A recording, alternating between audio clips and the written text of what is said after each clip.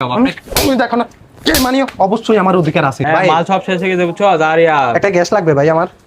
50টা মাল পাড়া দে। ঠিক আছে, গ্যাস একটা লাগবে। হ্যাঁ নেন। কত ভাই? 3500 টাকা দেন। হ্যাঁ 3500 টাকা। কি বলেন ভাই? 3500 টাকা? 2200 টাকা না?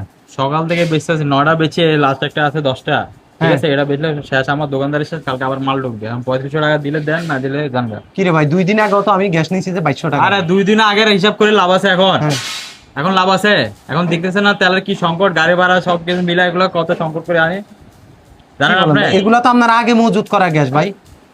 আপনি আপনি- আগে মজুদ করে আচ্ছা 200 টাকা বেশি দিচ্ছি ভাই। আমার ভাত অর্ধেক চুলায় রাখি আসছি, গ্যাস শেষ নাহলে চালগুলা নষ্ট হয়ে যাবে। ধরেন 2400 টাকা রাখেন। 1 কেজি 10 টাকা দিয়ে লাকড়ি কিনে যাই ভাতটা রাঁধে খাই বলেন দেন। হ্যাঁ ধরেন এখান থেকে 35 টাকা নেবেন। কি 3500 টাকা? 35 টাকা নেবেন আপনি?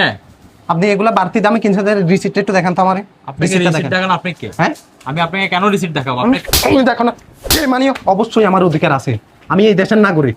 তুই যে বাড়তি দাম দিয়ে কিনছস ওটার রিসিপ্ট দেখা আমারে। তোরা কি ফাইজলামি শুরু করছস বেটা? দেশে একটা সংকট পাইলেই তোরা কি সুযোগ সদ্ব্যবহার করছ নাকি? হ্যাঁ এখন যখন দেখছস গ্যাসের সমস্যা, তেলের সমস্যা, তোরা দাম বাড়াই ফেলাস তোদের মন মতন। এ বেটা সরকারি রেট হচ্ছে 2200 টাকা, তুই 3500 টাকা কিভাবে কিভাবে চাচ্ছস? কিভাবে চাচ্ছস? কথা বল, কিভাবে চাইতেছস? তোদের ভিতরে মায়া দয়া বলতে কিছু নাই? আছে কিনা কথা বল? আছে মায়া দয়া? হ্যাঁ কেন করস তোরা? এই বেটা ব্যবসা করতেছস কর, ব্যবসা হচ্ছে হালাল জিনিস। এরকম